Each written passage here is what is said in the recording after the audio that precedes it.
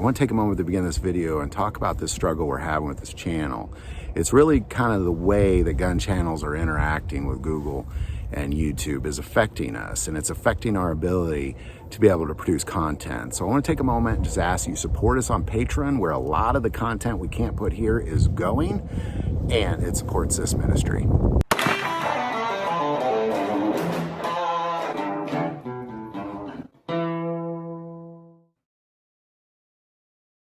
The number one reason people buy firearms is for protection.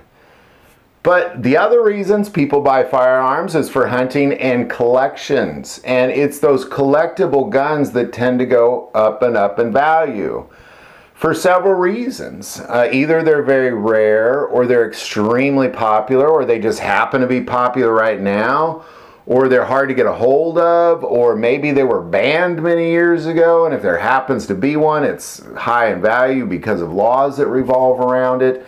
Whatever the reason, there's definitely certain guns that you should hang on to and never get rid of. These are guns you should never sell. Now, many years ago, we did a top 10 list of guns you should never sell, but a lot has changed since then.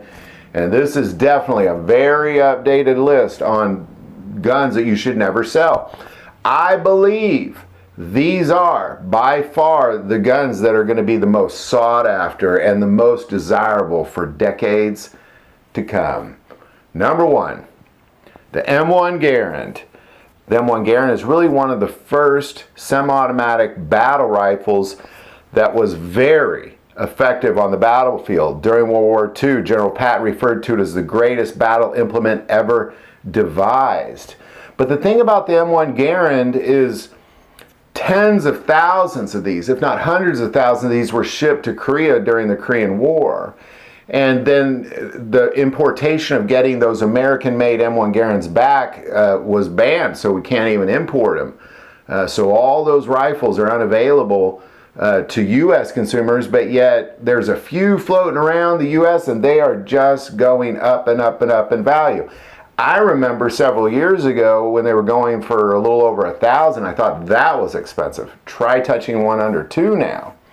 Number two, Colt Python. Now, I know a lot of you are not going to be surprised by the Colt Python. After all, many would argue is one of the best revolvers ever made. Now that they're remaking the Colt Python, I do believe that the new models are going to be something that you can hang on to and they will go up in value, but it's those older models. There's only one direction for them, and it's because of everyone seems to desire a Colt Python right now. I don't think there's any revolver fan out there that wouldn't love to have one of the old Colt Pythons in their collection, which is why they're only going up in value. Number three, FN Herstal, or Canadian or Nazi Germany built Browning High Power. Now, the Browning High Power has always been up in value, but FN Herstal was the first to produce it in Belgium. When Nazi Germany took over Belgium, they took over the FN Herstal plant and started making Browning High Powers for the German army. But a lot of that machinery was taken before the occupation and sent to Canada, where they continued production of the Browning High Power for the Allies.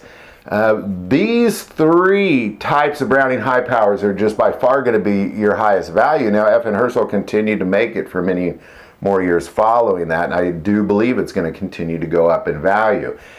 Now, again, the new, kind of like the Python, there's new Browning High Powers out. FN Herstal's making one, Springfield's making one, a few others, and those, they're going to probably go down in value, kind of like a new car. When you drive off, it's going to go down a little bit.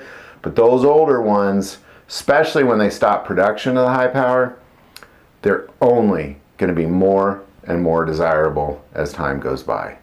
Number four, pre-1964 Winchester Model 1894. This is the most desired lever action rifle on the planet. It is also the most used deer rifle on the planet. And when the Olan Corporation bought out Winchester Around 1963, they put most of their money towards their chemical industry and took all that money and started to cut corners on the Winchester Model 1894, which is why, you know, pre-64 is what everybody wants and will always want. Number 5, the Russian Dragunov. Now, this seems to be one of the most desired Russian rifles out there. I'm also going to put the Romanian PSL on this list. They're a little bit different, but they are very, very similar, especially if you have the original Russian scope. Now, this particular rifle is very accurate, but because of its long, skinny barrel, it heats up pretty quick and it starts to lose its accuracy after about 20 rounds, really. But it still continues to be the single most desired Russian weapon to date in America. Number 6, the Colt Single Action Army Model 1873. This was the original deal. This is the gun that changed everything. It changed everything for the West. It changed everything for the Civil War. It was the first real effective repeating handgun in America. And because of that, it continues to grow in popularity. Now, similarly to the FN Herstal, there's a point where Colt quit making it. And then all of a sudden, Ruger decided to adopt it and called it the Ruger Blackhawk and made it a little bit different. And Colt's making it again, but kind of like the Python, the new ones are great, but it's those older ones. Especially if you can get anything pre-World War I, my goodness, the whole world will desire that gun one day. Number 7, pre-World War II Colt or Remington 1911s. I'm really going to say any pre-World War II 1911. Colt and Remington made the most of them. There's also a typewriter company that made them during World War II.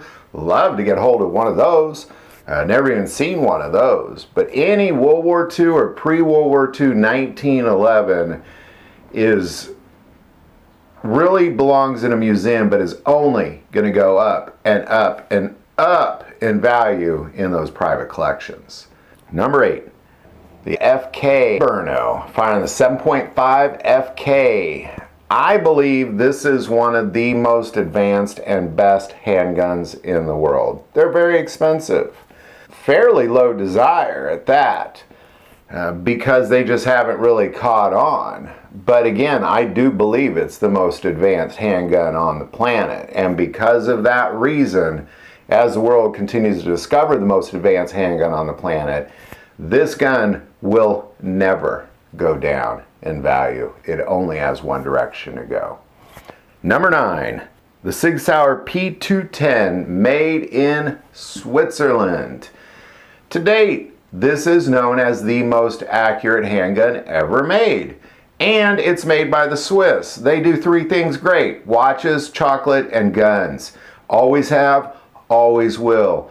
Now, Sig is remaking the P210 in America, but I'm only talking about those Swiss ones.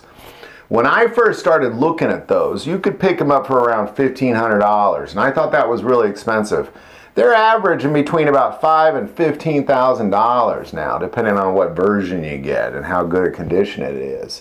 And that's also only got one direction to go.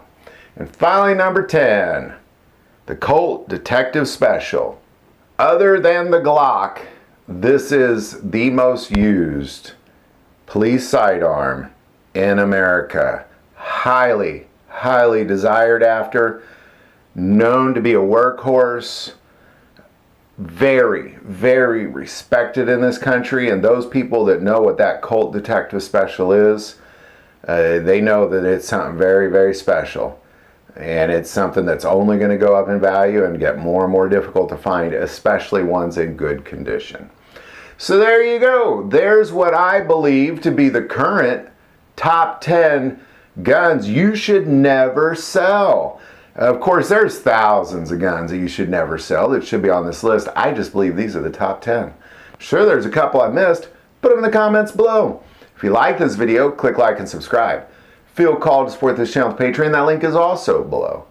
But the most important part of this channel is we take prayer requests, so please don't ever hesitate to send that in. Thank you for watching this episode of God, Family, and Guns. And as always, love God, love your family, and love guns.